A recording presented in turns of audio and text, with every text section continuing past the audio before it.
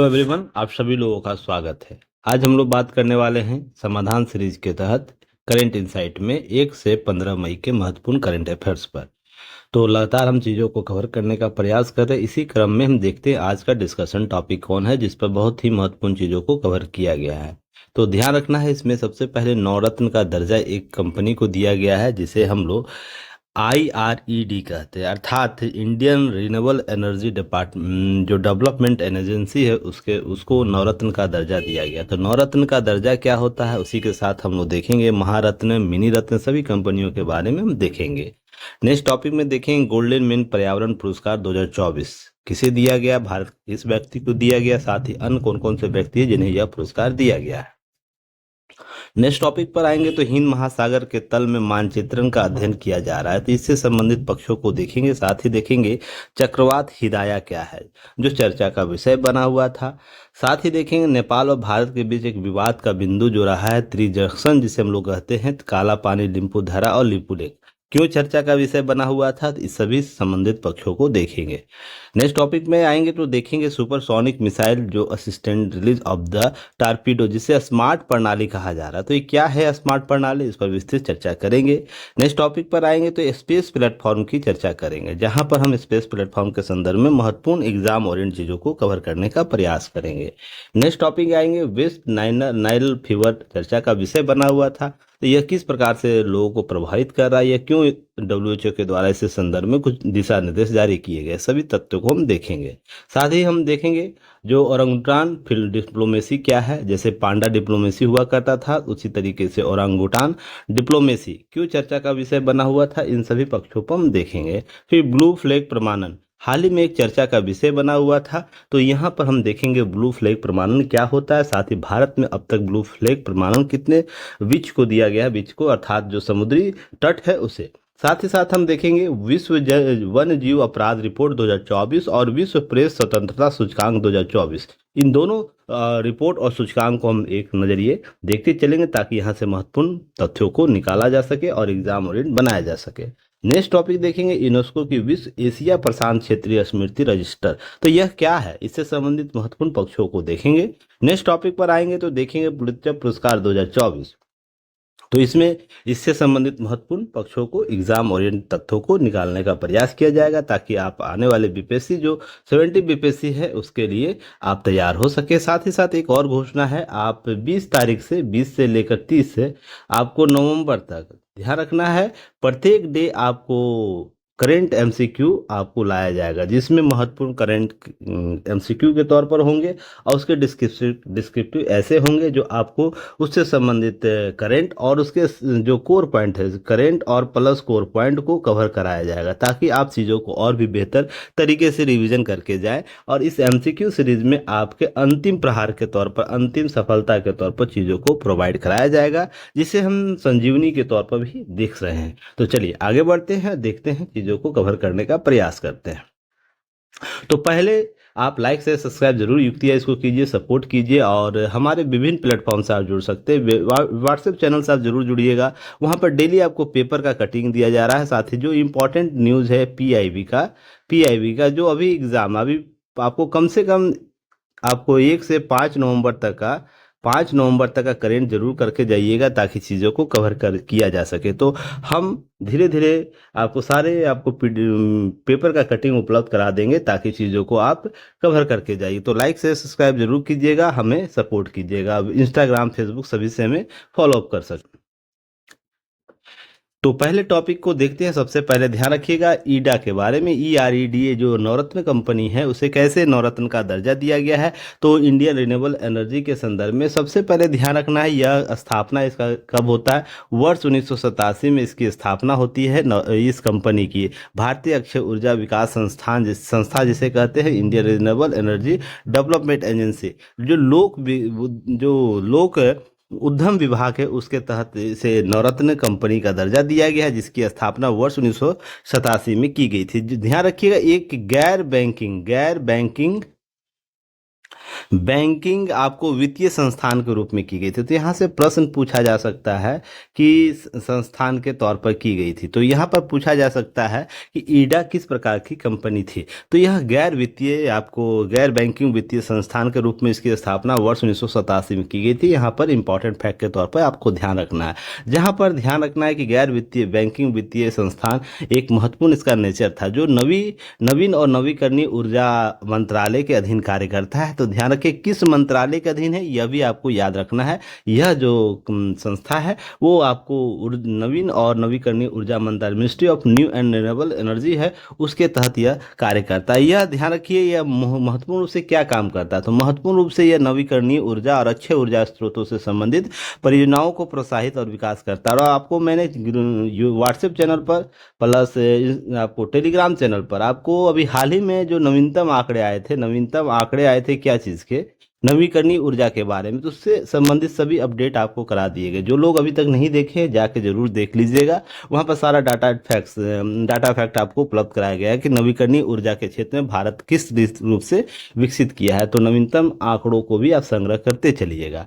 इसके अतिरिक्त ध्यान रखना है जो महारत्न कंपनियां हैं, तो सबसे पहले याद रखना महारत्न कंपनियों के संदर्भ में कि महारत्न आपको जो कंपनियां हमारे तीन जो सीपीयू सेंट्रल जो पीएसयू है, जो केंद्र के अधीन जो सार्वजनिक उपक्रम के जो कंपनियां हैं वो तीन प्रकार के महारत्न है, एक नवरत्न है और आपको मिनी रत्न है। मिनी रत्न है वो दो प्रकार के, फर्स्ट और सेकेंड है। तो ध्यान रखिएगा इसकी स्थापना वर्ष 1997 से यह कॉन्सेप्ट लाया गया कि देश में जो भी सार्वजनिक कंपनियां केंद्र के अधीन पीएसयू, उसे नवरत्न मिनी रत्न के तौर पर डेवलप किया जाए। बट महारत्न कंपनी, ध्यान रखें 2010 से इसे इस कॉन्सेप्ट को लाया गया कि जिसकी बृहद आकार हो जाती है उसको और भी बेहतर तरीके से देश के अंदर देश के बाहर निवेश करने की क्षमता, अपने उत्पादन संसाधनों को बढ़ाने की क्षमता दी जाए, ताकि कंपनियां और भी सेवा आपूर्ति राज्य को दे पाए। तो इस तरीके से 2010 याद रखना, महारत्न कंपनी का जो कॉन्सेप्ट आया है 2010 में। तो ध्यान रखना है जो आरंभ हुआ था, जो सेंट्रल केंद्र के अधीन जो पीएसयू थी, पीएसई कंपनियां जो थी, तो ध्यान रखिएगा महारत्न योजना 2010 मई 2010 में लाई गई, ताकि मेगा जो सेंट्रल पब्लिक सेक्टर इंटरप्राइजेज हैं को अपने संचालन का विस्तार करके वैश्विक दिग्गज कंपनियों के साथ अपने सशक्त बनाए, उनके साथ अपने आप को खड़ा कर सके। तो यहाँ से आपको मानदंड से आपको प्रश्न पूछा जा सकता है कि, और यहाँ से ध्यान रखना है यहाँ से मेंस में प्रश्न पूछे गए हैं, आप लोगों को याद होगा। तो पीटी के फैक्ट भी पूछे जा सकते हैं, या बीपीएससी के एग्जाम में महारत्न कंपनियों के मानदंड से प्रश्न पूछे जा चुके हैं। तो इसे याद रखना, जैसे कंपनी को नवरत्न का सबसे पहले दर्जा होना चाहिए, उसी कंपनी को महारत्न दिया जाएगा जिसे नवरत्न का दर्जा है। अर्थात मिनी रत्न कंपनियों को यह उपलब्ध नहीं होगा फर्स्ट एंड सेकेंड, ताकि यह जो मिनी रत्न पहले सबसे नीचे के स्तर होते हैं, मिनी सेकेंड रत्न की कंपनियां, वो अपग्रेड होकर मिनी फर्स्ट में आएंगी और उसके बाद नवरत्न आएगी, और नवरत्न कंपनियां अपग्रेड होकर महारत्न में होगी। तो सबसे पहले तो याद रखना है कि नवरत्न कंपनियां होनी चाहिए। इसके अतिरिक्त सेबी में ध्यान रखिए, जो हमारा भारतीय प्रतिभूति और विनिमय बोर्ड है, जिसे हम security exchange board of India कहते हैं, सेबी के नियामकों के अंतर्गत न्यूनतम निर्धारित सार्वजनिक हिस्सेदारी, अर्थात जो हम इसके साथ शेयर बाजारों में से सूचीबद्ध होना चाहिए। जो हमारा शेयर बाजार है, लिस्टेड शेयर बाजार है, उसमें यह लिस्टेड होना चाहिए। इसके अतिरिक्त ध्यान रखिएगा तीन कॉन्सेप्ट बहुत महत्वपूर्ण है, इसे याद रखना। जैसे इसके लिए क्या इंपॉर्टेंट है कि विगत 3 वर्षों में क्या रखना है, विगत 3 वर्षों की अवधि में औसत वार्षिक व्यवसाय, अर्थात उसका टर्नओवर कितना होना चाहिए, 25,000 करोड़ रुपए का अधिक होना चाहिए। उससे अधिक होगा तो ही आपको इसके लिए महारत्न के संदर्भ में यह सूचीबद्ध होगा। नेक्स्ट याद रखना, पिछले 3 वर्ष में, अच्छा पिछले 3 वर्ष में क्या है, औसत वार्षिक निवल मूल्य, अर्थात उसका जो एवरेज एनुअल नेट वर्थ है ना, वो 15,000 करोड़ रुपए से अधिक होना चाहिए, तो ही इसे महारत्न कंपनी के तौर पर दर्जा दिया जा सकता है। पिछले 3 वर्षों में ध्यान रखना है, पिछले 3 वर्षों का औसत वार्षिक वृद्धि लाभ याद रखना, अर्थात एवरेज एनुअल नेट प्रॉफिट की बात होती है, जो 5,000 करोड़ से अधिक होनी चाहिए। इसी आधार पर क्या होता है, उस कंपनी को महारत्न कंपनी का दर्जा दिया जाएगा। तो इसे याद रखना है। साथ ही साथ एक फैक्ट और याद रखना, ये अंतर्राष्ट्रीय बाजार के लिए महत्वपूर्ण उपस्थिति होनी चाहिए, अंतर्राष्ट्रीय बाजारों में इसका पहुंच होना चाहिए। तो यह सब आपको इसके मानदंड है। तो सबसे इंपॉर्टेंट है ये तीन, जिसमें आपको औसत वार्षिक average annual turnover, average annual net worth और एवरेज एनुअल नेट प्रॉफिट की बात की जाती है। तो 25, 15, 5 याद रखना है, इस तरीके से चीज़ों को कवर करना। अगर हम बात करें भारत में अभी तक कितने महारत्न कंपनियां जो सूचीबद्ध है आपको महारत्न के तौर पर, तो याद रखें 14 जो हाल ही में आपको अपग्रेड हुआ है। तो इस तरीके से ध्यान रखना, यहाँ पर तीन कॉन्सेप्ट याद रखना। सी एल आपको याद रखना, सी एल आपको 4 कंपनी है जिसके लास्ट में सी एल आता है, जिसमें B P C L, H P C L, R E C L, फिर ओ आई ओ सी एल, फिर इसके बाद 3 एल 4 एल याद रखना, 4 एल याद रखना, जिसमें C I L, SAIL, P G C I L, O I L. तो 4 एल याद रखना। उसके बाद आपको गेल एक याद रखना है, सॉरी 5 एल याद रखना, 5 एल। और उसके बाद P E P F E C अर्थात पावर फाइनेंस कॉर्पोरेशन, राष्ट्रीय ताप ताप विद्युत निगम, जिसके अंत में सी आता है। तो सी आपको 3 सी आएगा, ये याद रखना। उसके बाद भेल और हाल को याद रखना। इस तरीके से आप याद रख पाएंगे। तो कैसे याद रख सकते हैं, 5 सी याद रखना, 4 सी एल याद रख सकते हैं, और 3 सी, 3 सी और दो में आपको लास्ट में भेल और हाल याद रख सकते हैं, जिस तरीके हिंदुस्तान एरोनॉटिक्स लिमिटेड और भारत हेवी इलेक्ट्रॉनिक्स, इस तरीके से 14 महारत्न कंपनियां हैं। तो याद रखना है। इसके अतिरिक्त ध्यान रखिए, जब हम नवरत्न कंपनियों की बात करते हैं तो नवरत्न कंपनियों को याद रखना। वर्ष 1997 में, पहले भी मैंने अभी स्पष्ट किया था कि वर्ष 1997 में इसे क्या किया गया था, पहचान दिया गया, जिसमें हम तुलनात्मक वैश्विक अभिकर्ता के रूप में इसका अभियान समर्थन कर सके। और यह ध्यान रखना, नवरत्न के संदर्भ में जब हम इसके मानदंड की बात करते हैं तो मानदंड इंपॉर्टेंट है। जैसे हम मिनी रत्न फर्स्ट और मिनी रत्न अनुसूची 1 के तहत इसे क्या कहते हैं, जो जो सीपीएसई कंपनियां हैं, जो सेंट्रल पब्लिक इंटरप्राइजेस कंपनियां, जिन्होंने पिछले 5 वर्ष में, ध्यान रखना है सबसे इंपॉर्टेंट कि पिछले 5 वर्षों में 3 में समझौता ज्ञापन प्रणाली के तहत उत्कृष्ट या बहुत अच्छी रेटिंग प्राप्त की हो, 6 प्रदर्शन मापदंडों 60 या उससे अधिक समग्र स्कोर प्राप्त किया। देखिए स्कोर के आधार पर इसे यहाँ पर दिया जाता है, जहाँ पर स्कोर रेटिंग दिया जाता है सार्वजनिक कंपनियों को, उसके आधार पर इसे प्राप्त हो जाए। जहाँ पर 6 मापदंड याद रखना है, जिसमें हम याद रखेंगे शुद्ध पूंजी और शुद्ध लाभ से प्राप्त हो, उत्पादन की कुल लागत के सापेक्ष मेन पावर में आने वाले कुल लागत की बात करता हो, साथ ही साथ याद रखना है कि मूल्य ह्रास के पहले कंपनी का लाभ, वर्किंग कैपिटल और पर लगा टैक्स और ब्याज इंपॉर्टेंट है, जहां पर यह आपको यह मानदंड को पूरा करता है। ब्याज भुगतान से पहले लाभ और कुल बिक्री पर लगा कर इस पर इंपॉर्टेंट करता है, प्रति शेयर कमाई की बात करता है, और अंतर क्षेत्रीय प्रदर्शन, कैसे उसका अंतर क्षेत्रीय प्रदर्शन है, यह भी इंपॉर्टेंट फैक्टर है जो आपको नवरत्न के दर्जे में आपको रोल प्ले करता है।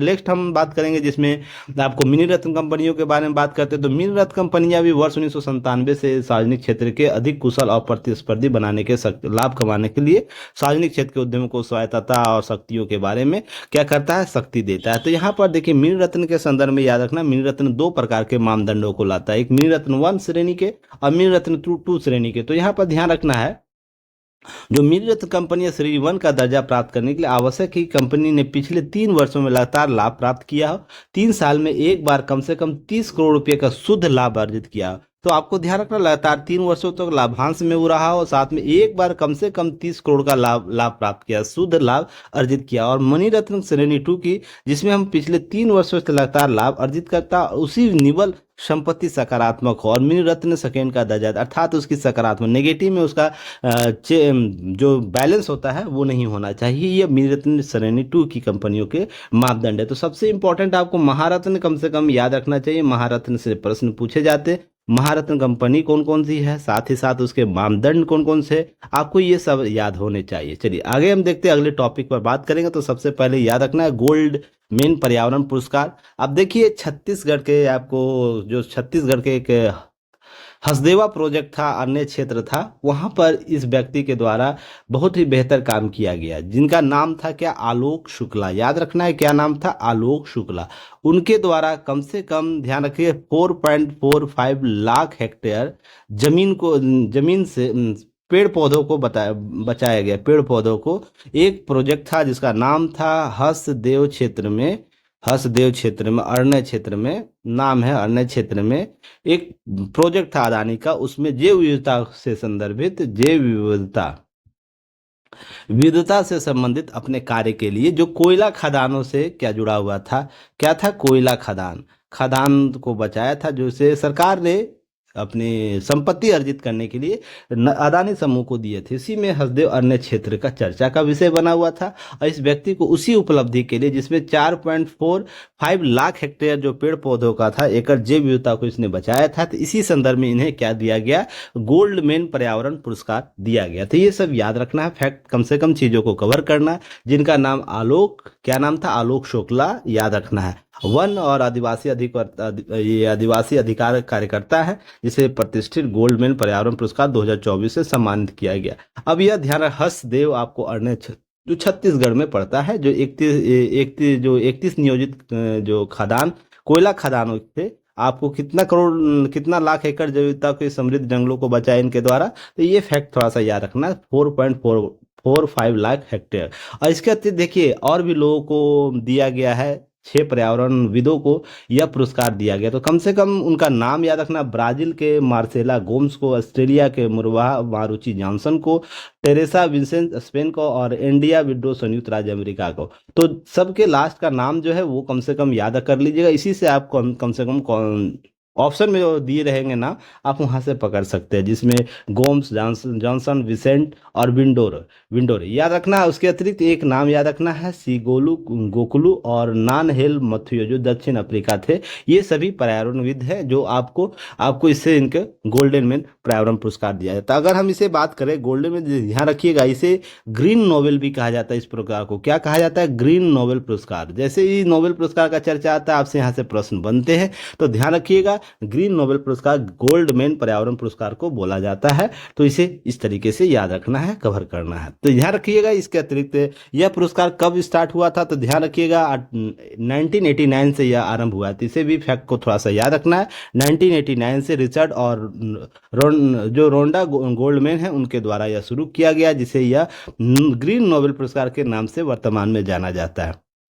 और फाउंडेशन के द्वारा स्थापित किया गया था। गोल्डमैन पर्यावरण पुरस्कार गोल्डमैन पर्यावरण फाउंडेशन के द्वारा स्थापित किया गया, इसी के नाम पर यह पुरस्कार दिया जाता है। यह 6 क्षेत्रों में, ध्यान रखिएगा, 6 जो क्षेत्र है, जिसमें एशिया, अफ्रीका, यूरोप, उत्तरी अमेरिका, दक्षिण और मध्य अमेरिका, और अंत में द्वीपों और द्वीपों देशों के जमीनी स्तर पर्यावरण नेताओं को यह दिया जाता है। यह सब सारे फैक्ट याद रखने। इसके अतिरिक्त बात करिएगा तो आपको 2 लाख अमेरिकी डॉलर इसके लिए पुरस्कार के तौर पर दिए जाते हैं। तो यह भी थोड़ा सा याद रखिएगा। अंतर्राष्ट्रीय निर्वाचन मंडल के द्वारा इसका चयन किया जाता है, पुरस्कार विजेताओं का किन्हें पुरस्कार देना है। तो यहाँ पर ध्यान रखिएगा, गोल्डमैन आपको जो पुरस्कार है इस बार भारत के आलोक शुक्ला को दिया गया। तो सब सारे फैक्ट को याद रखना है। और हसदेव अरण्य क्षेत्र की हम बात करें तो ध्यान रखिएगा, हसदेव जो अरण्य क्षेत्र है, ये देखिए छत्तीसगढ़ का, आपको हाल ही में देखिएगा यहाँ पर छत्तीसगढ़ जो आपको जो हसदेव अरण्य क्षेत्र है, यह क्षेत्र है जो यहाँ पर आपको क्या करता है कि जो कोयला खदान थे वहां प्रभावित करता जैव विविधता को। तो आपको वहां से इस क्षेत्र के लिए, उनके कार्य के लिए इन्हें पुरस्कार दिया गया। अगर हम बात करें, हसदेव नदी जो महानदी से मिलती है, वो इन जंगलों को पोषित करती है। जो यह क्षेत्र है उसे पोषित करती है। हसदेव बांगो जलाशय पानी आपूर्ति करती है, जो लगभग 7,41,000 एकड़ कृषि भूमि को सिंचित है। तो यहाँ पर बांगो जलाशय का चर्चा है, हसदेव नदी की चर्चा है। तो ये सब थोड़ा सा फैक्ट याद रखना है। साथ ही साथ हसदेव अरण्य क्षेत्र जंगल जो है छत्तीसगढ़ के कोरबा, सूरजपुर, सरगुजा जिलों के लगभग 170 लाख हेक्टेयर में फैला हो। तो कौन कौन से जिला, कोरबा, सूरजपुर और जो आपको सूरजगुजा। तो ये कम से कम ये सब याद रखना। छत्तीसगढ़ का इसे फेफड़ा भी बोला जाता है। तो आप कमेंट सेक्शन में बताइएगा विश्व का फेफड़ा किसे बोला जाता है, तो याद रखिएगा। चलिए, इसके अतिरिक्त 25 लुप्तप्राय प्रजातियां, 92 पक्षियों और 167 दुर्लभ प्रजातियों के औषधि पौधों की यहाँ घर इस क्षेत्र को माना जाता है। तो इसे इसलिए जैव विविधता के लिए पुरस्कार उन्हें दिया गया, इनको बचाया गया इनके द्वारा। तो ये सब चीजें याद रखिएगा। जहां पर 44% भूमि वनाच्छादित है, भारत का तीसरा सबसे बड़ा वन क्षेत्र माना जाता है। तो ये सब सारे फैक्ट याद रखने हैं। इसके अलावा 1500 स्वदेशी लोग अपनी आजीविका, सांस्कृतिक विरासत भोजन के लिए हसदेव अरण्य वनों पर निर्भर करते हैं। तो यहाँ पर जो स्वदेशी लोग, जनजाति, आदिवासियों की बात हो रही है, तो यहाँ पर याद रखना है ये सब सारे फैक्ट को। चलिए अगले नेक्स्ट टॉपिक पर आते हैं, हिंद महासागर के तल में मानचित्रण का अध्ययन। अब यह क्यों जरूरी है, तो ध्यान रखिएगा, जो आपको एक संस्था का नाम याद रखना है। संस्था का नाम क्या है, ESSOS, जिसे हम लोग INSS SCOIs कहते हैं। अर्थात इसकी स्थापना कब की गई थी? 1919 में। आपको जो 1999 में, 1999 में जो आपको पृथ्वी विज्ञान, जिसे MOSC जो पृथ्वी विज्ञान मंत्रालय है, पृथ्वी विज्ञान मंत्र, उसके तहत एक स्वायत्त निकाय है। यह क्या कर रहा है ना, यह वैज्ञानिकों के लिए हिंद महासागर के तल, जो हमारे हिंद महासागर का तल है, यह हिंद महासागर क्षेत्र देख रहे हैं, इसके तली में, अर्थात हम इसके तली की बात करें, यहाँ पर क्या कर रहा है, चित्रण कर रहा है आपको सोनार विधि के तहत, ताकि हम इसके छिपे हुए संसाधनों का क्या कर सके, पता कर सके। साथ ही साथ हिंद महासागर में जो जल धाराएं हैं, याद रखना, जल धाराएं, उसका आंकड़े को हम प्रस्तुत कर सके, ताकि हम आपदाओं से बचा सके, आपदाओं के लिए सुरक्षित कर सके, हमारे नौवाहन सुरक्षा को डेवलप कर सके। नौवाहन जो हमारे हैं, नौवाहन दो प्रकार के, एक नागरिक सुरक्षा के, नागरिक वाला, एक सैनिक वाला।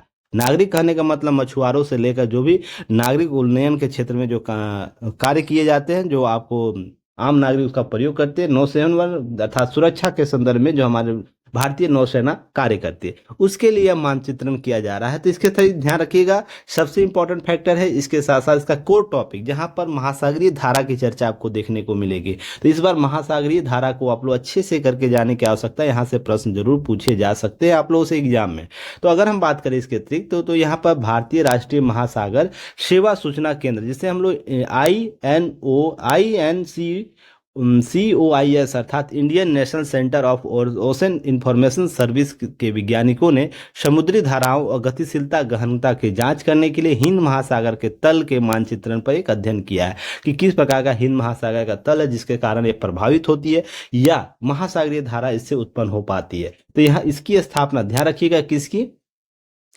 INCOIS। इसकी स्थापना वर्ष 1999 में पृथ्वी विज्ञान मंत्रालय के तहत एक स्वायत्त निकाय के तौर पर हुई है। इसे याद रखना है। साथ ही साथ याद रखना है कि यह जो प्रणाली विज्ञान संगठन है, एक इकाई है, इसकी यह इकाई के तौर पर भी काम करती है। अगर हम बात करें इसका मुख्यालय कहाँ है, हैदराबाद में, यह फैक्ट थोड़ा सा याद रखना है। अब इस अध्ययन में क्या हुआ? अध्ययन में यह हुआ कि अंडमान और निकोबार द्वीप समूह, मालदीव के साथ साथ हिंद महासागर की धाराओं की दिशा और गति को महत्वपूर्ण रूप से प्रभावित करते हैं, जिससे सतह की धाराओं के विपरीत गहरे घुमावदार पैटर्न या भंवर बनते हैं। तो हम जब भारत की बात करते हैं, इसमें बंगाल की खाड़ी भी यहाँ पर होती है, यहाँ अरब सागर होता है, और यहाँ पर हिंद महासागर। तो यह क्या, यह तल जो हिंद महासागर का तल है ना, गहराई इसकी या इसके धाराओं का वेग की बात कर ले, तो यह क्या करता है, भंवर या पैटर्न को जन्म देता है, जो आपको यहाँ के जलवायु परिवर्तन के लिए, साथ साथ जलवायु धाराओं को प्रभावित करने के लिए महत्वपूर्ण भूमिका अदा करता है। तो यह अध्ययन में पाया गया। इसके अतिरिक्त हम बात करें कि अध्ययन में जब भी बात होगी ना, तो ये कॉन्सेप्ट आएगा कि हम बेहतर मैप के अंतर्गत महासागरीय मापन की बात करते हैं, तो एक कॉन्सेप्ट आता है बेथीमेट्री। याद रखिएगा, बेथीमेट्री। तो इसका अर्थ क्या होता है? तो यह जो प्रणालियां भारत के चारों ओर की बात होती है, जहां पर पाई जाने वाली, भारत के चारों ओर पाई जाने वाली तटीय, ध्यान रखिएगा, तटीय धाराओं की लंबाई को कम करके आंका जाता है। कम करके आंकने का जो टेक्निक है, उसे बेथीमेट्री कहा जाता है। तो यहाँ से आपसे प्रश्न पूछा जा सकता है। और जल धाराएं की चर्चा है, तो सभी विश्व की जल धाराओं को आप करके जाइएगा, इस पर रिवीजन करके जाइएगा, जिसमें हम गर्म और शीत जल धारा की बात करते हैं। शीत जल धारा की बात करते हैं तो कहाँ से आएगा? नीचे से आपको दक्षिणी महासागर है, आपको जिसे हम लोग दक्षिणी गोलार्ध की बात करते हैं, वहाँ से जो धाराएं आपको उत्तर की ओर आती है, अर्थात 0 डिग्री जो इक्वेटर है उसके आसपास आती है, तो उसे हम जल धाराएं कहते हैं। ठंडी जल धाराएं जो आपको यहाँ के भूगर्भीय वातापन से गर्म होकर फिर से आपको गर्म बनती है, फिर ठंडा की प्रक्रिया में आती है। तो यहाँ पर जल धाराओं के संदर्भ में हम बात करें तो ठंडी जल धारा आपको ध्यान रखना है, आपको पश्चिमी तट पर पाई जाएगी, पूर्वी तट पर नहीं, पश्चिमी तट पर। यह पूर्व होता है, यह पश्चिम होता है, तो ध्यान रखिएगा, पश्चिम। तो आपको जो पश्चिम तट है वहां पर ठंडी जल धारा पाई जाएगी। सबसे इंपॉर्टेंट फैक्ट याद रखना है। तो यहाँ पर ठंडी जल और गर्म धारा आपको दोनों जगह, आपको पूर्वी तट पर भी पाई जाएगी और पश्चिमी तट पर भी पाई जाती है। सबसे इंपॉर्टेंट फैक्टर आपको याद रखना है। यह दक्षिणी हम गोलार्ध की बात करते हैं, दक्षिणी गोलार्ध की बात कर रहे हैं, इसे याद रखना है। अगर हम बात करें इसके अतिरिक्त कुछ चीज़ों को, जैसे महत्वपूर्ण आपको याद रखना है, गर्म जल धारा, तो याद रखना है जो हमारा दोनों हिंद महासागर के पास जो जलधाराएं हैं ना, वो दोनों गर्म जलधाराएं हैं। तो जहाँ पर इस तरीके से विषुवत जो धाराएं हैं उसको याद रखना है हिंद महासागर में। उसके बाद हम बात करते हैं अलोस्का जो जलधारा वो गर्म धारा है। इस तरीके से क्यूरेसी की धारा जो जापान के पास बहती है वो आपको गर्म धारा है। इस तरीके से गल्फ स्ट्रीम भी याद रखना महत्वपूर्ण है। उसके बाद अलास्का धारा आपको गर्म है। इस तरीके से प्रश्न जो हम्बोल्ट पेरू की जलधारा वो ठंडी जलधारा है, तो यहाँ से प्रश्न पूछा जा सकता है। तो आप लोग सूची वाला जो कॉन्सेप्ट है उसे जरूर याद करिएगा। यहाँ से प्रश्न जरूर एक प्रश्न आपको बनेगा। अगर यहाँ से प्रश्न पूछा जाता है जलधारा से तो आपको प्रश्न पूछा जा सकता है, जैसे लेब्राडोर ठंडी जलधारा है, इस तरीके से प्रश्न बनाए जाएंगे। और कैनरीज धारा जल ठंडी जलधारा है, तो इस तरीके से प्रश्न आपसे पूछे जा सकते हैं। तो आपको कम से कम महत्वपूर्ण जो जलधारा है आपको, जैसे फॉकलैंड जलधारा जो ठंडी है, तो इस तरीके से प्रश्न आपसे पूछा जा सकता है। इसे कवर कर लेने की जरूरत है। चलिए नेक्स्ट टॉपिक पर आते हैं। इसके अतिरिक्त ध्यान रखना है जो हम चक्रवात हिदाया की चर्चा आप लोग को भी बताए थे, इससे पहले भारतीय उपमहाद्वीप में जितने चक्रवात आए थे आपको पहले के जो करंट इनसाइट उसमें एक चार्ट दे रखे हैं, तो उस चार्ट को जरूर याद रखिएगा। जो इस लिस्ट सेकेंड लिस्ट टू का जो चर्चा है, जो इस वर्ष सारे चक्रवात आएगा, तो किस देश के द्वारा ये चक्रवात का नाम दिया गया वो कम से कम याद रखना है। कौन से क्रम का आएगा, तो इस लिस्ट टू का नाम याद करके रखना है। चलिए हम हिदाया की बात कर रहे हैं, चक्रवात हिदाया। तो सबसे पहले याद रखना है तंजानिया के ध्यान रखिएगा तूफानी जो तंजानिया दार उस सलाम, देखिए तंजानिया है, दार उस सलाम उसका एक तट है, वहां पर समुद्री तट से यह टकरा जाता है, जहां पर चक्रवात दक्षिणी हिंद महासागर में उत्पन्न हुआ था। कहाँ हुआ था? दक्षिणी हिंद महासागर क्षेत्र है उसका दक्षिणी क्षेत्र में। तो आपको कहाँ होगा? नीचे के पार्ट में जो इसका दक्षिणी क्षेत्र है वहां पर यह चक्रवात उत्पन्न हुआ था 4 मई आपको 2024 को। तो हिदाया के नाम से यह चक्रवात आया था, जिसका नामकरण किया गया था। अब इसके अतिरिक्त ध्यान रखना यह चक्रवात हिदाया अरबी में मार्गदर्शन का नाम दिया जाता है। पुरानी ग्रंथों में यह जो चक्रवात हुआ करता था यह हिदाया के नाम से जाना, जो मार्गदर्शन देता था। किसे किसे मार्गदर्शन देता था? जो समुद्री बेड़े को लेकर जाते थे। तंजानिया में तांगा, मोरोगोरा, अंजुगा, पेबा द्वीपों जैसे क्षेत्रों अधिक वर्षा और तेज पवन के कारण बनी थी। यह चक्रवात ध्यान रखिएगा दक्षिणी हिंद महासागर में उत्पन्न हुआ और इसका नाम हिंद महासागर फ्रांस के समुद्र पार भूभाग फ्रेंच गुयाना के लोगों के द्वारा रखा गया। तो आपसे प्रश्न पूछा जा सकता है किसके द्वारा रखा गया? तो फ्रेंच गुयाना के लोगों के द्वारा इसे रखा गया है। आप दक्षिणी हिंद महासागर में उत्पन्न होने वाला चक्रवात का नाम हिदाया दिया गया। इसके अतिरिक्त याद रखना है कि हिदाया की बात करें तो देखिए चक्रवात में एक संरचना की चर्चा होती है। आप लोग ज्योग्राफी के पार्ट में पढ़ते होंगे, आंख नेत्र की बात होती है, चक्षु दीवार अर्थात आई बॉल की बात होती है, फिर सर्पिल वर्षा पट्टिका उसकी बात होती है। तो इसे कम से कम आप लोग करके जाइएगा। चक्रवात से प्रश्न बनते हैं, हर बार प्रश्न लगभग होते हैं। तो चक्रवात के जो संरचना वहां से प्रश्न पूछा जा सकता है आपसे। तो याद रखिएगा आंख नेत्र क्या होता है? शांत और साफ आसमान और बहुत निम्न दाब का केंद्रीय क्षेत्र होता है, जहां पर नेत्र की बात होती है। तो ध्यान रखिएगा चक्षु आई बॉल, जो ये वाल है इसे क्या कहता है? आई बॉल कहा जाता है। सर्पिल वाटिका जो भारी वर्षा तीव्र हवा के साथ तूफानों के बाहरी पट्टी नेत्र दीवार के बाहर सर्पिलाकार होती है, इसे ही आपको सर्पिल वर्षा पट्टिका कहा जाता है। और यह जो आपको है चक्रवात जो धारा होगा यह आपको ऐसे बढ़ेगा, आपको दो तरीके से आपको जल धाराओं के तौर पर देखने को मिलता है। तो यहाँ पर भी जो चक्रवात की संरचना है आपको देखने को मिलेगा। अब ध्यान रखिएगा नेत्र हमेशा शांत होता है। यहाँ से प्रश्न पूछा कोई विशाल चक्रवात वायुमंडल में वायु की तेजी से घूर्णन करता है एक पिंड के तौर पर होगा, जो पृथ्वी तल से 10 से 15 किलोमीटर की ऊंचाई पर स्थित होता है। चक्रवात के नेत्र का व्यास लगभग 10 से 30 किलोमीटर तक होता है, जो आपको एनसीईआरटी की बुक में यह दिया हुआ है। इसे याद रखिएगा, यहाँ से प्रश्न पूछे जा सकते हैं। साथ ही में एक पवन का वेग न्यून होता है, तो यह भी प्रश्न पूछ सकता है। स्पष्ट नेत्र इर्द गिर्द लगभग 150 किलोमीटर के अमाप बादल के क्षेत्र होता है। इस क्षेत्र में ध्यान रखिएगा पवन का वेग लगभग 150 से लेकर 250 किलोमीटर पर आवर के हिसाब से होता है। तो चक्रवात को अच्छे से करके जाना है, चक्रवात की संरचना को अच्छे से करके जाना है, ताकि एग्जाम यहाँ से प्रश्न पूछे तो आपसे प्रश्न पूछा जा सकता है, कवर करके जाना है। उष्णकटिबंधीय चक्रवात को अच्छे से करके जाना है। अगर हम बात करें उष्णकटिबंधीय महासागर में बनने वाले तेज और घूमने वाले तूफान को उष्णकटिबंधीय चक्रवात कहते हैं। यह चक्रवात कर्क रेखा और मकर रेखा के बीच महासागरीय क्षेत्र में बनते हैं। इनकी उत्पत्ति ITCZ अर्थात इंटरटॉपिकल जो कवरेंस जोन है उसको प्रभावित करती है। ITC जोन देखिए यह ITC जोन कहलाता है। आपको 0 डिग्री के ऊपर का जो क्षेत्र है उसे कहा जाता है, जहां पर कोरोलोसिव जो एक कॉन्सेप्ट है, कोरोलोसिव जो बल क्षेत्र होता है उसके कारण प्रभावित होता है। तो ये सब कॉन्सेप्ट आपको कवर करके जाना है ताकि एग्जाम में यहाँ से प्रश्न पूछे तो ये सब छूटना नहीं चाहिए। और ये सब बेसिक चीज़ें हैं, आप एग्जाम की तैयारी करते हो तो बेसिक करंट में हम चीज़ों को समझा सकते हैं, कौन सा टॉपिक चर्चा में है, उसके कौन से टॉपिक से प्रश्न पूछे जा सकते हैं, उसके कोर पॉइंट से। तो इसे याद रखना है। जैसे हम इसकी बात कर लेते हैं, क्षेत्र की बात कर ले तो याद रखना है क्षेत्र में जो उष्णकटिबंधीय चक्रवातों के अलग अलग क्षेत्रों में, जैसे क्षेत्र का नाम है हिंद महासागर में किस नाम से जानते हैं, चक्रवात के नाम से जानते हैं। पश्चिमी अटलांटिक और पूर्वी प्रशांत महासागर में हेरिकेन के नाम से जानते हैं चक्रवात को, जो उष्णकटिबंधीय चक्रवात के तौर पर होता है। पश्चिमी प्रशांत महासागर, दक्षिणी चीन सागर में टाइफून के नाम से, ऑस्ट्रेलिया में विली विली के नाम से, और पश्चिमी अफ्रीका, दक्षिणी अमेरिका के गिनी द्वीप समूह में टॉर्नेडो के नाम से जानते हैं। तो यहाँ से प्रश्न आपसे पूछे गए हैं, पहले भी पूछे गए हैं, आगे भी पूछे जाएंगे, इसे याद रखना। अगर ITCZ की हम बात करें तो ध्यान रखना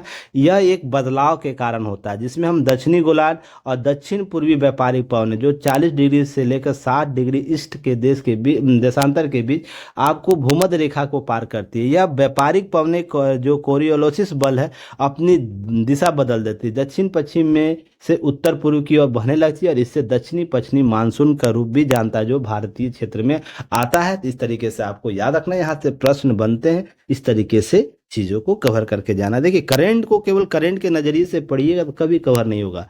करंट क्या बोलता है, करंट क्या है कि करंट में चर्चा क्या है, चर्चा के साथ साथ उसका कोर टॉपिक क्या है, कोर टॉपिक सीटी क्या है, इसे याद रखना है। सीटी में महत्वपूर्ण पक्ष क्या है जहां से बार बार प्रश्न के तौर पर पूछे गए, इसे याद है। अब जब इसे क्रैक कर लीजिएगा आप लोग ना कि करंट का जो टॉपिक है, कोर टॉपिक, उसके प्रश्न कौन कौन से पूछे गए हैं PYQ में, तो आप कम से कम आप समझ लीजिए करंट प्लस आपके 20 से 30 टॉपिक है ना, कोर टॉपिक को कवर करके जाइएगा तो 60 क्वेश्चन अप्रोक्स आपके कवर होंगे अगर आप इस तरीके से करके जाते हैं, रिवीजन करके जाते हैं, चीज़ों को कवर करके जाते हैं। नहीं तो केवल करंट को रट के जाते हैं, चीज़ों को बार बार रिवीजन करके जाते हैं तो यहाँ से चीज़ें काम नहीं बनेगी।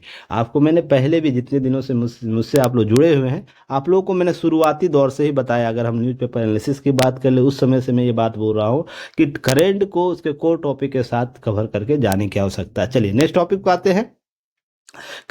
जो काला पानी है, उसके बाद लिम्पियाधुरा, लिपू लेक, त्रिजंक्शन की चर्चा है। क्यों है तो देखिए क्या किया है नेपाल के द्वारा कि एक नेपाल ने नोट जारी किया है 100 रुपये वर्ग मूल्य का अपने देश में। नेपाल जो ये क्षेत्र है नेपाल, उसके द्वारा 100 रुपये मूल्य का एक नोट जारी किया गया और नोट में यह क्षेत्र जो है तीनों का नाम जो विवाद का कारण रहता है, मैंने न्यूज पेपर एनालिसिस में इस पर विस्तृत चर्चा किया था, अगर जिन लोगों ने पढ़ा कमेंट सेक्शन में बताइएगा कि इस क्षेत्र को है ना अपना क्षेत्र घोषित कर दिया। तो यह भारतीय विदेश मंत्रालय के द्वारा इस पर तीखी आलोचना की गई और इसको वर्तमान रूप से क्या बोला गया कि वर्तमान में इसे असमर्थनीय रूप से करार दिया था। तो यह जो अनटेबल नहीं है जो आप ये जारी कर रहे, तो ये चर्चा का विषय था त्रिजंक्शन। तो ये त्रिजंक्शन है क्या जो विवाद का कारण है, जहां पर हम नेपाल के साथ बेटी या रोटी का कॉन्सेप्ट लेकर चलते हैं, वहां पर यह सब चर्चा का विषय क्या है, ये चीनी प्रभाव में आता है। ये सब मेंस का पार्ट है, पर आपको यह टॉपिक करके जाना है ताकि यहाँ से प्रश्न पूछे तो चीज़ों को कवर करके जाया जा सके। तो 100 रुपये का नोट याद रखना, 100 रुपये मूल्य का नेपाली नोट जारी किया जाता है। यहाँ पर तीनों क्षेत्रों का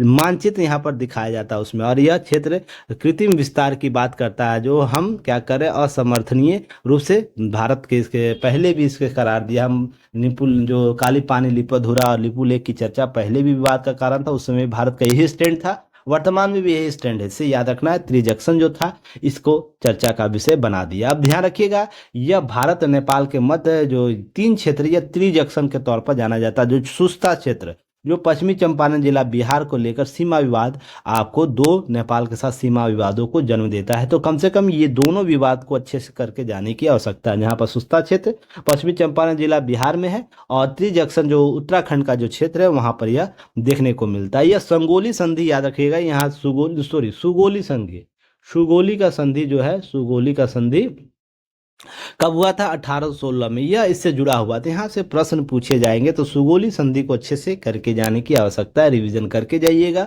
एग्जाम में बैठने से पहले, नहीं तो चीज़ें क्या होंगी एग्जाम में आ जाएगा तो फिर बोलिएगा कि हमें समझाया नहीं गया, बताया नहीं गया। अब ध्यान रखिए काला पानी, लिम्पियाधुरा, लिपू लेक और त्रिजंक्शन है वो 35 वर्ग किलोमीटर का एक क्षेत्र है, ज़्यादा बड़ा नहीं है, बस 35 वर्ग किलोमीटर क्षेत्र का यह त्रिजंक्शन का पास है, जहाँ भारत नेपाल और चीन की सीमाएं जुड़ती है। किन किन देशों का? भारत, नेपाल और चीन। चीन के साथ इसका विवाद इस क्षेत्र को नहीं होता, पर भारत नेपाल का यह विवाद का क्षेत्र बनता है। अगर हम बात करें 35 वर्ग किलोमीटर की, किलोमीटर स्क्वायर की, तो यह क्षेत्र इसलिए इंपॉर्टेंट हो जाता है ना, यहाँ से चीन की सीमा के साथ हमारा क्या होता है? सीधा समर्पण होता है। हम वहाँ से क्या कर सकते? स्टैंड मोड में चीज़ों को देख सकते हैं। यह भारतीय संप्रभुता का भी प्रश्न बन जाता है, इसलिए चर्चा का विषय बना हुआ है। काला पानी एक घाटी है जो उत्तराखंड के पिथौरागढ़ जिला, तो आपसे प्रश्न पूछ सकता है। देखिए बीपीएससी उत्तराखंड के जिलों का नाम भी पूछता है। पिछले बीपीएससी की हम बात करें, जो एग्जाम हुआ था 69, उसमें इसका नाम पूछा था, उत्तराखंड के कुछ जिलों का नाम। तो मैंने एग्जाम में आप लोगों को पहले भी बताया है, पहले भी न्यूज एनालिसिस में। तो एग्जाम में प्रश्न कैसे बनते हैं? जो चर्चा का विषय रहता है ना, जिला चर्चा में रहा, क्षेत्र चर्चा में रहा, तो वहां से आपको विदेशी सीमा से जो जुड़ा हुआ क्षेत्र है उसे कवर करके जाने की आवश्यकता है। यह कैलाश जो मानसरोवर मार्ग में स्थित है, तो इसलिए काला पानी आपका चर्चा का विषय है। जो 20,000 जो फीट है उसकी ऊंचाई पर, या अधिक ऊंचाई पर स्थित है। इस क्षेत्र में निगरानी चौकी के रूप में कार्य करता है, जो सीमा के साथ हम लोग जो विवादों का समाधान करने के लिए, साथ ही हम अपना स्टैंड मोड रखने के लिए वहां पर इसका उपयोग करते हैं। भारत नेपाल सीमा के बीच सीमा काली पानी के द्वारा स्पष्ट होता है। तो काली पानी, काली नदी को ध्यान रखना, काली नदी के तहत ये सीमा विवाद का बंटवारा किया। सुगोली संधि आपको 1816 चर्चा का विषय बनाया जाए, जो ब्रिटिश सरकार के द्वारा नेपाली साम्राज्य से कब हुआ था? 1816 में हुआ था सुगोली की संधि, जो एंग्लो नेपाल युद्ध के बाद यह हुआ था। तो यह इस युद्ध में कुछ बातें रखी गई थी। क्या रखी गई थी? तो याद रखा, काली नदी याद रखना, या महाकाली नदी की भी चर्चा मिलती है। तो काली नदी जो नेपाल की पश्चिमोत्तर सीमा निर्धारित करता है, तो जो काली नदी उसका पश्चिम जो सीमा होगा वो नेपाल का सीमा होगा, यह स्पष्ट करता है। और ध्यान रखिएगा, जो तत्कालिक संधि द्वारा काली नदी की पूर्वी जो भूमि है, पूर्वी भूमि नेपाल के नियंत्रण में आ गई, और जबकि जबकि नदी का पश्चिम क्षेत्र ब्रिटिश भारत, वर्तमान भारत का हिस्सा है। अगर हम इसकी बात करें, यहाँ मैप की बात करें, तो यह काली नदी है, तो इसका पूर्वी जो हिस्सा है, पूर्वी हिस्सा है वो नेपाल का होगा, और पश्चिम हिस्सा जो होगा आपको भारत का होगा, जो आपको पिथौरागढ़ के बारे में बात करता है, उस जिले उत्तराखंड से क्षेत्र में। तो यहाँ इसलिए आपको इस सब चीज़ों को कवर करके जाना है। साथ ही सुस्ता क्षेत्र की हम बात करें, तो ध्यान रखिए सुस्ता क्षेत्र क्या है। सुस्ता क्षेत्र एक्चुअली क्या है? पश्चिम जो आपको जो चंपारण का क्षेत्र है, वहाँ पर आपको यह सीमा बना देता है। जैसे एक देख रहे हैं सुस्ता, आपको सुस्ता क्षेत्र नारायणी नदी है, जो गंडक नदी बाद में बनती है बिहार में आने के बाद भारत के क्षेत्र में। तो पश्चिमी चंपारण और नेपाल के बीच, भारत और नेपाल के बीच अंतर्राष्ट्रीय सीमा का निर्माण करती है, जो सुगोली संधि में भी इसकी चर्चा आपको देखने को मिलती है। तो ये सब याद रखना है, चीज़ों को कवर करना है। अगर हम बात करें सुगोली की संधि में गंडक नदी को भारत और नेपाल के बीच अंतर्राष्ट्रीय सीमा के रूप में परिभाषित किया है। तो गंडक नदी आपको, जो ये गंडक नदी जो नारायणी नदी नेपाल में कही जाती है, इसे याद रखना। यही सुस्ता क्षेत्र जो है विवाद का कारण नेपाल के साथ रहता है, तो इसे याद रखना है। अब यह नियंत्रण, जबकि बायां तट जो है नियंत्रण, इसका जो नारायणी नदी का तट का जो है दक्षिणी तट, देखिए दक्षिणी तट नेपाल के नियंत्रण में, जबकि बायां तट इसका क्या है? भारत के नियंत्रण में है। तो इस तरीके से चीज़ों, और ये नदी है तो रास्ता भी परिवर्तित करती है, तो यह क्या हमेशा चर्चा का विषय रहता है। संधि पर हस्ताक्षर किए जाने से सुस्ता गांव दाएं दाएं था, जो दाएं के तट पर था, और यह नेपाल का भाग था, वर्तमान में भारत में आ गया। तो सब चर्चा का विषय है, ये सब चीज़ें याद रखनी है। चलिए आगे हम बात करें सुपरसोनिक जो मिसाइल असिस्टेंट, जो रिलीज ऑफ टॉर्पीडो स्मार्ट प्रणाली। आपसे यहाँ से प्रश्न पूछे जा सकते हैं। टॉर्पीडो की बात करते हैं तो देखिए 1 मई को क्या हुआ ना, 1 मई को इस प्रणाली को सफलतापूर्वक उड़ान को परीक्षण किया गया। कब किया गया? 1 मई को याद रखना है, 1 मई को याद रखना है इसका डेट। अब यह है डॉक्टर एपीजे अब्दुल कलाम द्वीप जो है उड़ीसा के तट पर है। इसे supersonic missile assistant release of torpedo और स्मार्ट प्रणाली सफलतापूर्वक परीक्षण किया गया।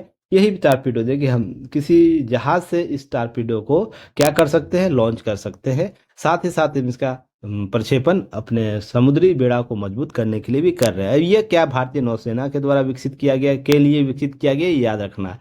अब नेवी स्मार्ट बनाएगा। क्या स्मार्ट बनाएगा कि इसमें 20 किलोमीटर की रेंज वाली, ध्यान रखिएगा, हल्का टॉर्पीडो 50 केजी के हल्का एक्सप्लोजिव जो वार हेड है उसको जोड़ा जा सकता है। ये कनिस्टर बेस्ड मिसाइल सिस्टम है, जो 2 स्टेज पर जो प्रोपेसल है, जो इलेक्ट्रोमैग्नेटिकल एक्सफ्यूजर है, प्रोमिशन है, इसके तहत ये एडवांस सब सिस्टम को जोड़ेगा, जो स्मार्ट हिंद महासागर में तैनात किया जाएगा। चीनी नौसेना पनडुब्बियों की लगातार बढ़ती तैनाती के चलते यह फैसला लिया गया। इसमें समेस्टिक सस्पेंशनर बना हुआ है, आपको इस तरीके से हमें स्मार्ट तकनीक को डेवलप करेगा, जिससे हम निगरानी को और भी बेहतर कर पाएंगे। ये याद रखना, यह अगली पीढ़ी की मिसाइल प्रणाली है जिसमें सुपरसोनिक मिसाइल वाहक लगे होंगे जो 643 किलोमीटर तक यात्रा कर सकते हैं। ये पैरासूट आधारित रिलीज प्रणाली है।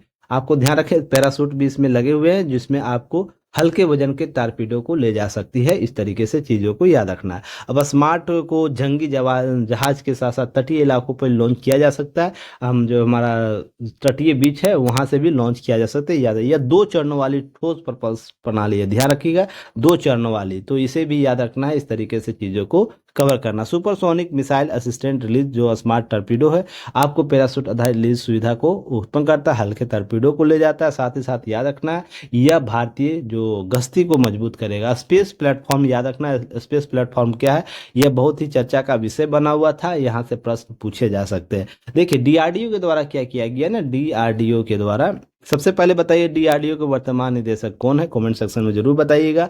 डीआरडीओ ने केरल, ध्यान रखिए, केरल के तट पर एक स्पेस नामक सोनार प्रणाली को विकसित किया, परीक्षण किया उसका। यह क्या है, सोनार प्रणाली। और सोनार क्या है, सोनार है जल के अंदर गहराई में एक आपको क्या वेवलेंथ छोड़ता है, और उससे मान लीजिए यहाँ पर कोई वस्तु है, इससे टकरा के फिर वापस आने की जितनी आवृत्ति होती है ना, या देरी की हम बात करें, उसी आधार पर हम उसकी दूरी मात्रा को नापते हैं। अब डॉल्फिन मछली भी है इसी प्रकार का प्रयोग करती है, तो इसे याद रखना। इस तरीके से हम बेहतर प्रबंधन कर पाएंगे अपने अनुसंधान का। तो इस तरीके से क्या होगा, डीआरडीओ के द्वारा केरल के स्पेस नामक सोनार प्रणाली एक परीक्षण और मूल्यांकन केंद्र स्थापित किया, जो भारतीय नौसेना को समर्पित किया गया। अब यह क्या करता है, इसका अर्थ है ध्वनिक विशेषता और मूल्यांकन के लिए एक अत्याधुनिक सब समीटर प्लेटफॉर्म स्पेस को लॉन्च करता है। प्लेटफॉर्म रक्षा अनुसंधान डीआरडीओ और नौसैनिक भौतिक और विज्ञान जो प्रयोगशाला है, समुद्री विज्ञान प्रयोगशाला, उसके द्वारा स्थापित किया गया। यहाँ से प्रश्न पूछा जा सकता है आपको, भारतीय नौसेना भौतिक और समुद्री विज्ञान प्रयोगशाला और डीआरडीओ के द्वारा मिलकर इसे विकसित किया गया। यह बेसिकली क्या है कि जब हम किसी वस्तु को सोनार के मुख्य प्रणाली है उसका मूल्यांकन हेतु के लिए 2 विशिष्ट संयोजन शामिल किया गया, जिसमें हम बात करते हैं फ्लोटिंग पार्ट। वह पार्ट होगा, वह भाग होगा जिसके ऊपरी सतह पर तैनात रहेगा, ये जल के ऊपरी सतह पर तैनात होगा। और ये जलमग्न भाग में एक सबमर्सिबल जो आपको प्लेटफॉर्म है, जो उसको क्या करेगा, नीचे डालकर आपको 100 मीटर की गहराई तक उतारा जा सकता है। यहाँ से हम नीचे भेज सकते हैं और यहाँ से फिर हम सोनार से अपनी चीज़ों को कवर कर सकते हैं। तो ये आपको नीचे से भेजकर आपको एक यंत्र भेजा जाएगा, वहां से सोनार को छोड़ा जाएगा, सोनार के रेडिएशन को छोड़ा जाएगा, जहां से आकलन करेगा आवृत्ति के आधार पर। तो ये सब चीजें आपको याद रखनी चाहिए। संचालन पूर्ण होने पर यह प्लेटफॉर्म विंच किया जा सकता है, वो वापस लाया जा सकता है अपने ऊपरी सतह पर जो उसका वाहन है वहां पर। अब इस तरीके से इसे बेहतर हम क्या करेंगे, यह उपयोग करके वायु सतह और मध्य जल जलाशय मानव जो मापदंड है उसके सर्वेक्षण, नमूनाकरण, डेटा संग्रह कर सके अत्याधुनिक वैज्ञानिक उपकरणों के साथ। तो इस तरीके से हमारा जो समग्र अध्ययन होगा ना, समग्र अध्ययन होगा, वो कहीं ना कहीं हम बेहतर कर पाएंगे। संसाधनों का हम बेहतर तरीके से अवलोकन कर पाएंगे। ये सब हमारे टेक्निकल एडवांस हो पाएंगे। इस तरीके से सोनार जो साउंड नेविगेशन एंड रेंजिंग है, उस तरीके से सोनार को अच्छे से करके जाइएगा। यहाँ से प्रश्न पूछ सकता है सोनार के संदर्भ में, तो साइंस में जब आप सोनार पढ़िएगा उसको अच्छा से ये अल्ट्रासोनिक तरंगों को क्या करता है, दूसरी द्वारा नापी जाया जाता है। इस तरीके से आपको चीज़ों को याद रखना है। यह जलमग्न पहाड़ियों, घाटियाँ, पनडुब्बियों, हिमखंडों, जो हवाई डूबे हुए जहाज़ों के मलबों को पता लगाने के लिए सब कर सकता है ये तकनीक का। देखिए वेस्ट नाइल जो फीवर था नेक्स्ट टॉपिक के तौर पर, यह चर्चा का विषय था। यह देखिए अभी वर्तमान से नहीं है, वर्ष 1937 से यह चर्चा का विषय बना हुआ है, जिसमें हम बात करते हैं वर्ष 1953 भी आपको आता है, जहां पर पहली बार नाइल डेल्टा पक्षी पहचान की गई थी। तो यहाँ पर वाहक के तौर पर ध्यान रखिए, पक्षी को माना जाता है। उसके बाद क्या करता है, ये मच्छर इसको क्या करता है, प्रभावित करता है। ये मच्छर फिर जानवरों और मनुष्यों और जानवरों को प्रभावित करता है। तो यह जो वाहन है वेस्ट नाइल फीवर का पता स्वास्थ्य अधिकारियों अलर्ट जारी किया गया, जो आपको केरल में यह पाया गया। हालांकि ध्यान रखिएगा पहली बार युगांडा में, केरल में सबसे पहले आपको 3 व्यक्ति प्रभावित होते हैं, इसलिए भारत में चर्चा का विषय रहता है। हालांकि ध्यान रखिएगा वर्ष 1937 में यह युगांडा में सबसे पहले देखा गया था, एक महिला के शरीर में पाया गया था। उसके बाद WHO ने वर्ष 1953 में एडवाइजरी जारी करता है इसके लिए। तो ये सब फैक्ट याद रखने हैं। तो केरल याद रखना है, फिर उसके युगांडा याद रखना है, वर्ष 1937 याद रखना है, 1953 WHO द्वारा नाइल पक्षियों की इसकी पहचान की गई थी। अब ये क्या करता है, सबसे क्या होता है वेस्ट नाइल, यह इंपॉर्टेंट है फीवर। तो यह क्या करता है, वेस्ट नाइल फीवर के कारण जो सिंगल स्ट्रेंड आरएनए वायरस है वो संक्रमित हो जाता है, मच्छर इसे काटने से मनुष्यों में फैलता है, पक्षी जलाशय मेजबान के रूप में कार्य करता है। तो इस तरीके से आपको ध्यान रखना। जीनस से जो क्यूलेक्स मच्छरों के आमतौर पर WNV जो वेस्ट नाइल फीवर है वो प्रमुख वाहक माना जाता है। यह वायरस जो फ्लेविडे कुल के हैं, जो फ्लेवियालरस वंश के सदस्य माने जाते हैं। यह अफ्रीका, यूरोप, मध्य पूर्व, उत्तरी अमेरिका, पश्चिमी एशिया में पाया जाता है। ये सब फैक्ट याद रखना। अगर हम बात करें जब प्रभावित होगा तो फीवर आएगा, आपको स्लो ग्लैंड प्रभावित होगा, जो आपका ग्लैंड है उसका जो जो हमारा सिस्टम है, जो विटामिन सिस्टम वो प्रभावित होता है। जो आपको मसल्स है वो प्रभावित हो, ज्वाइंट पेन डेवलप होगा, तो जहाँ जहाँ जोड़ होगी वहाँ वहाँ दर्द उत्पन्न होगा। तो इस तरीके से याद रखिएगा, यह कहीं ना कहीं बहुत रूप से घातक साबित होता है और इस तरीके से चीज़ों को प्रभावित करता है। तो इस तरीके से चीज़ों को वेस्ट नाइल फीवर को थोड़ा सा देख के जाने की आवश्यकता है। देखिए, जो ओरंगुटान डिप्लोमेसी है, जिस तरह से पांडा डिप्लोमेसी अपनाया गया था चीनी शासन के द्वारा, वैसे ही आपको ओरंगुटान डिप्लोमेसी आपको अपनाया गया है किस देश के द्वारा, मलेशिया के द्वारा। ये फैक्ट याद रखना, किसके द्वारा, मलेशिया के द्वारा। और भी प्लेटफॉर्म पर मैंने इसे कवर कराया है, तो इसे याद रखना है, इसको अच्छे से करके जाना है। इसको सारी चीज़ें बैकग्राउंड की बात कर ले, इसके बारे में क्यों सहारा लिया गया जैव विविधता को बचाने के लिए, आपको यह लाया गया। पांडा कूटनीति के आधार पर आपको चीन की सफल पांडा कूटनीति के आधार पर इसे मलेशिया के द्वारा ओरंगटान जो है उसके द्वारा, यही एक जीव है जो ओरंगटान है। यह क्या करता है कि जो हमारे जंगली है जानवरों की सुरक्षा के विभिन्न पहलुओं चैंपियन बनाकर बढ़ाना है पाम ऑयल के लिए। तो ध्यान रखिएगा, पाम ऑयल टिकाऊ उत्पादन प्रोत्साहित करने के लिए इस डिप्लोमेसी को अपनाया गया, जिसके तहत यह क्या करता है कि यह ओरंगुटान है वो क्या करेगा कि अपने क्षेत्र में जो जैव विविधता को बचाता है, साथ ही साथ जो आपको यह जो क्षेत्र है, मलेशिया का क्षेत्र है, उसमें विश्ववासी सबसे बड़ा विश्ववासी माना जाता है, स्तनपायी माना जाता है, अधिकांश समय विश्व पर व्यतीत करता है। तो ओरांगुटान का अर्थ है मलय भाषा में जंगल का व्यक्ति, और यह पोंगो से जो एबली पोंगा जो पाइमेस परिवार का वैज्ञानिक नाम से प्रजाति वर्ल्ड वाइड के द्वारा और नेचर के अनुसार होंगे 3 प्रजातियां पाई जाती है, जो कि इसमें याद रखना है बोर्नियन, सुमात्रन और तापानुली। तो ये 3 प्रजातियां इसकी पाई जाती है, जो आपको यह याद है। यह जो IUCN की लिस्ट है उसमें अति संकटग्रस्त है, CR के श्रेणी में पाया जाता है क्रिटिकल इंडर के संदर्भ में। क्या है पांडा कूटनीति, तो इसके द्वारा देखिए चीन के तांग राजवंश के द्वारा जो 618 से लेकर 907 ईस्वी के बीच शासन किया था, उसके राजनीतिक उपहार के रूप में प्रस्तुत किया गया था। यह परंपरा वर्तमान समय तक जारी है। पांडा कूटनीति के तौर पर यह पांडा बहुत ही क्यूट देखने को लगता है, उसमें याद रखिएगा 1984 में के बाद पांडा को उपहार के रूप में नहीं प्रस्तुत किया जाता, बल्कि उन्हें 10 वर्षों के लिए ऋण डेप्ट दिया जाता है। इस अवधि में को और भी बढ़ाया जा सकता है। तो इसके आधार पर क्या था, एक इससे चीन के विदेशी छवि अपनी छवि को बढ़ावा देने के लिए जो गुआनक्सी विश्वास के लिए एक मंदारिन शब्द है बनाने का सहायता मिली। इसके तहत क्या हम इसके तहत अपने संबंधों को बेहतर करे थे इस तरीके से। इसी तरह से पांडा कूटनीति के आधार पर ओरांगुटान पॉलिसी हमने अपनाया है। नेक्स्ट टॉपिक याद रखना, ब्लू फ्लैग प्रमाणन है, जो आपको याद रखना है। यह कब है, याद रखना 33 मापदंडों के आधार पर निर्मित किया जाता है। तो यह तमिलनाडु का एक क्षेत्र है, ध्यान रखिए, तमिलनाडु तटीय क्षेत्र प्रबंधन प्राधिकरण ने ब्लू फ्लैग प्रमाणन हासिल करने के शर्त के साथ इंजाम बकम लाइक राई स्टेट डेवलपमेंट प्रोजेक्ट, एक प्रोजेक्ट का नाम याद रखना है, इस प्रोजेक्ट को मंजूरी दी है कि आप जो ब्लू प्रमाणन फ्लैग प्रमाणन है उसके शर्त को पूरा करिएगा, तभी आप इस प्रोजेक्ट को पूरा कर पाइएगा, इस प्रोजेक्ट को ला पाइएगा तमिलनाडु के क्षेत्रों में, तटीय क्षेत्रों में। तो इस कारण यह ब्लू फ्लैग प्रमाणन चर्चा का विषय बन जाता है। तो यह ब्लू फ्लैग प्रमाणन है क्या, यह ध्यान रखिएगा, विश्व स्तर पर मान्यता प्राप्त स्वैच्छिक इको लेवल टैग है।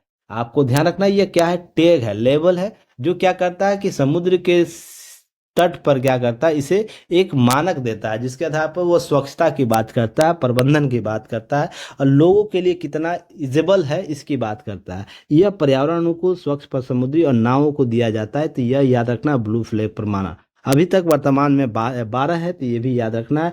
यह जो डेनमार्क स्थित गैर लाभकारी संस्था जो foundation for environmental education FEE के द्वारा प्रदान किया जाता है। तो आपसे यहाँ से प्रश्न पूछा जा सकता है, ब्लू फ्लैग प्रमाणन किस संस्था के द्वारा जारी किया जाता है। तो ये सब फैक्ट याद रखना है। और ये 33 मापदंड निर्धारित किए जाते हैं किसी भी क्षेत्र को, किसी बीच को, किसी तटीय क्षेत्र को अगर ब्लू फ्लैग प्रमाणन प्राप्त करना है तो 33 मापदंडों को पूरा करना होगा। तो ये सब फैक्ट थोड़ा सा याद रखना है। क्लियर है। वर्तमान में ध्यान रखिएगा 12 समुद्री तट है जो भारत के, जिसको ब्लू फ्लैग प्रमाणन प्राप्त है। तो यहाँ पर आपको तटों के, गुजरात में 2 है, याद रखना है। तो इस तरीके से प्रश्न पूछा जा सकता है। पूर्वी तट पर कौन कौन है, याद रखिएगा। पश्चिमी तट पर कौन कौन है, ये याद रखिएगा। यहाँ से प्रश्न पूछा जा सकता है, तो इसे जरूर याद करके जाना है, चीज़ों को रिवाइज करके जाना है। मिनिकॉय ठुंडी बीच लक्षद्वीप में है। जो कदमत बीच है लक्षद्वीप में है। इसी तरह से शिवराजपुर गुजरात, शिवराजपुर गुजरात देखिए आपको, गुजरात में शिवराजपुर। उसके बाद याद रखना है शिवराज घोघला, घोघला द्वीप आपको दीव में है। घोघला द्वीप आपको दीव याद रखना है। इसी तरीके से कासरकोड कर्नाटक, आपको पुदुविद्री कर्नाटक याद रखना है। कड़प केरल में, रसीकोंडा आंध्र प्रदेश में, ऋषिकोंडा आंध्र प्रदेश में, राधानगर अंडमान निकोबार में, गोल्डन बीच उड़ीसा में। चर्चा का विषय इसका डबल प्रमाणन विषय दिया गया है। कोलवन तमिलनाडु में, ईडन पुडुचेरी में। ये 12 जो आपको ब्लू फ्लैग प्रमाणन समुद्री तट है, इसे याद रखना है। क्लियर है।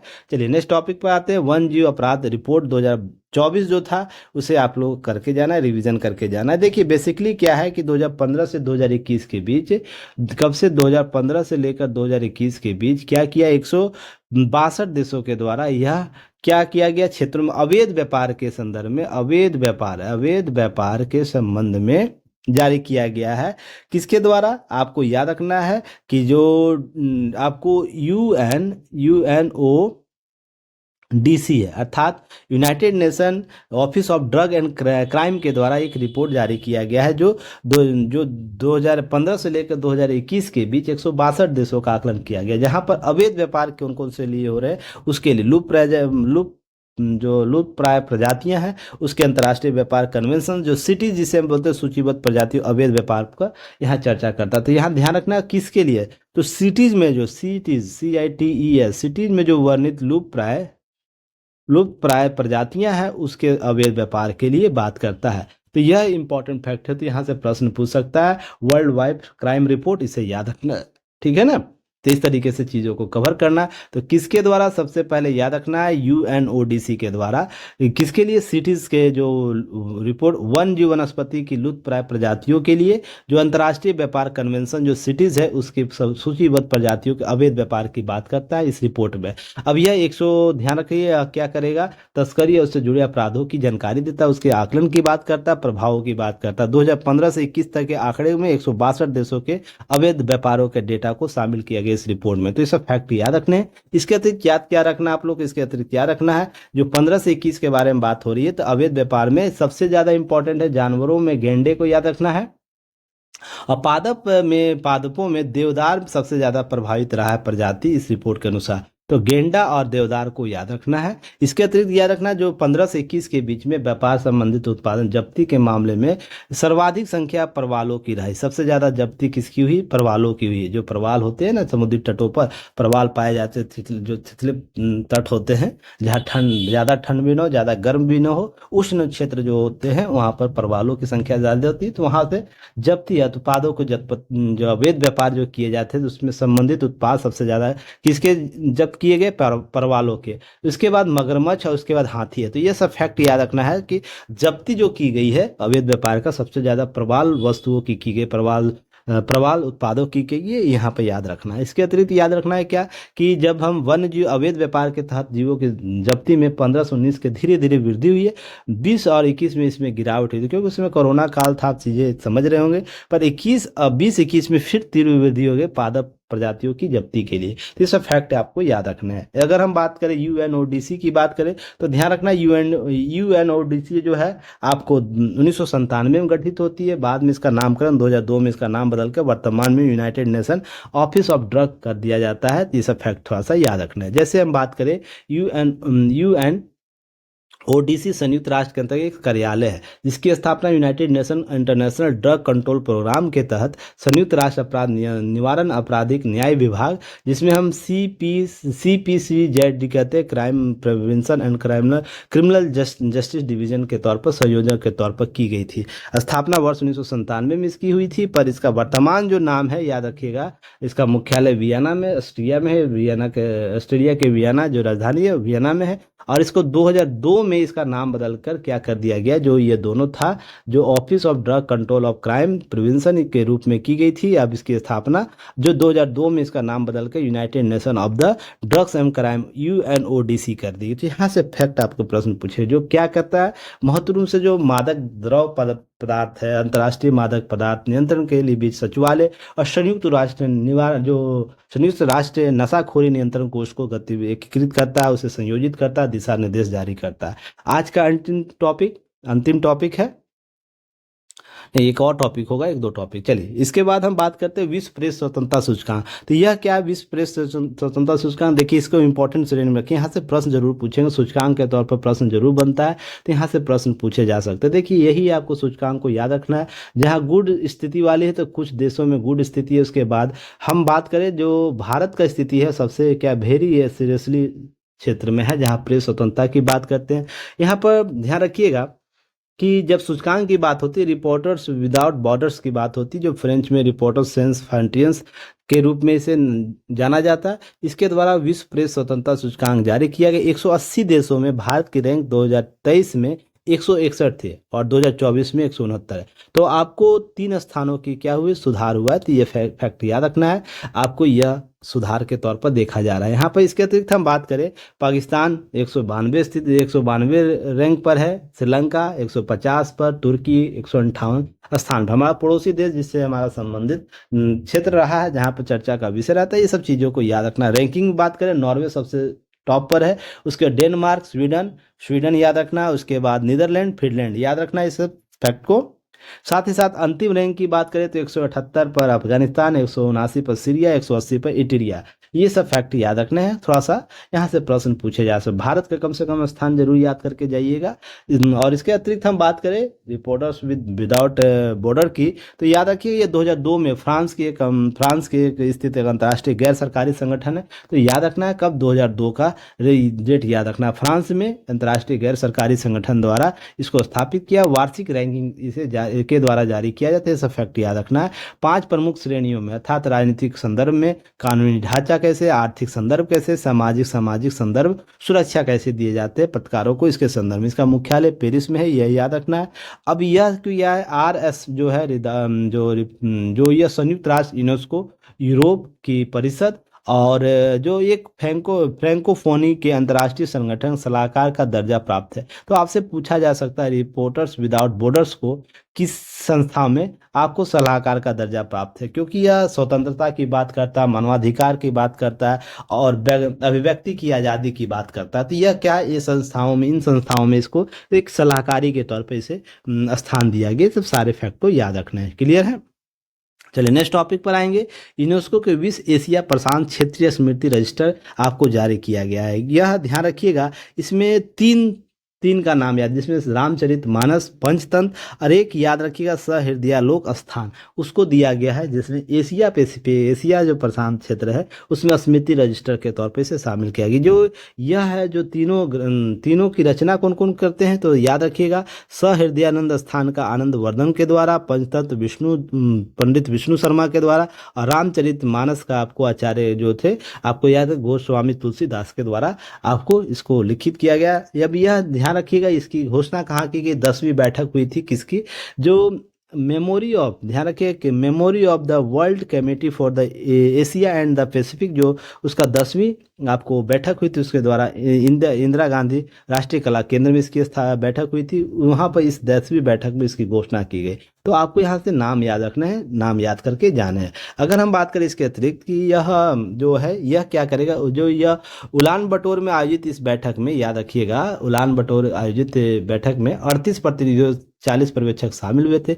यह पहली बार है जब इंदिरा गांधी है इंदिरा गांधी राष्ट्रीय कला केंद्र ने इसके में महत्वपूर्ण अदा की थी। 2008 में अपनी स्थापना के बाद ये क्षेत्रीय राष्ट्र का नामांकन शुरू किया है। इसे फैक्ट याद रखना है। मेमोरी ऑफ द वर्ल्ड कार्यक्रम महत्वपूर्ण दस्तावेजी विरासत के लिए सुरक्षा के लिए 1992 यूनेस्को द्वारा शुरू किया गया एक वैश्विक पहल है। तो यूनेस्को द्वारा कब से शुरू किया गया इसे वर्ष 1992। ये फैक्ट याद रखना है। जो एशिया और एशिया प्रशांत क्षेत्रों में विश्व समिति की स्मृति के लिए वर्ष 1998 से ये कार्य कर रहा है।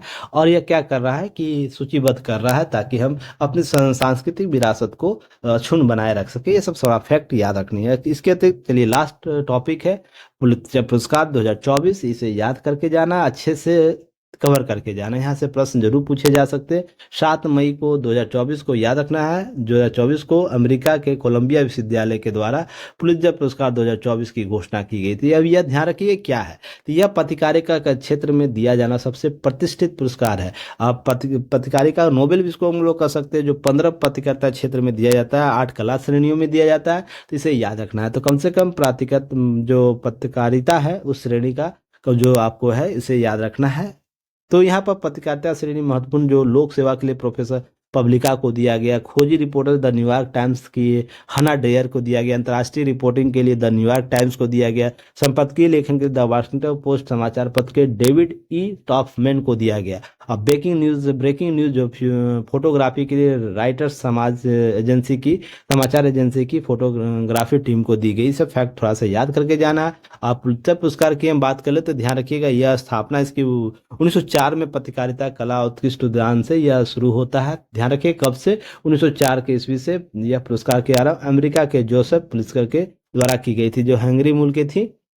यह भी याद है, अखबार के मालिक थे, किसी अखबार पत्रिका का, इसको याद रखना है। इस तरीके से आपको दिया। यह कोलंबिया विश्वविद्यालय के द्वारा दिया जाता है, यह भी याद रखना है। चयन पुलित्जर पुरस्कार के बोर्ड के द्वारा किया जाता है और 1917 से यह प्रदान किया जा रहा है। ध्यान रखिएगा कब से दिया जा रहा है। 1904 में स्थापित किया गया था इनके द्वारा, पर 1917 से यह पुरस्कार दिया जा रहा है। यह फैक्ट याद रखना। पहला पुरस्कार 1917 में दिया गया था, अर्थात 1917 से यह पुरस्कार जारी कर दिया गया। पर इसकी स्थापना कब की गई थी पुरस्कार फाउंडेशन की, तो 1904 में। ये सब फैक्ट थोड़ा सा याद करके जाना है, रिवीजन करके जाना है। तो चलिए फिर हम नए टॉपिक के साथ मिलेंगे और एमसीक्यू सीरीज आपको 20 तारीख से उपलब्ध कराया जाएंगे, तो उसका भी आपको पीडीएफ वीडियो यूट्यूब पर अवेलेबल कराया जाएगा। चीज़ों को कवर करिएगा और देखिए व्हाट्सएप चैनल को जरूर ज्वाइन कर लीजिएगा, साथ साथ टेलीग्राम चैनल को। दोनों जगह आप चीज़ें उपलब्ध कराई जा रही है। धीरे धीरे हम चीज़ों को और भी आएंगे। लाइव क्लास एग्जाम के बाद बीपीएससी हो जाएगा, उसके बाद लाइव क्लास हम एज ए लाइव क्लास अपने प्लेटफॉर्म पर भी काम करके आपको चीज़ों को कवर करेंगे, जहाँ पर हम सभी चीज़ों को विस्तृत तरीके से, जहाँ मेंस की तैयारी भी आप लोगों को कराएंगे। तो चलिए तब तक के लिए धन्यवाद। जय हिंद।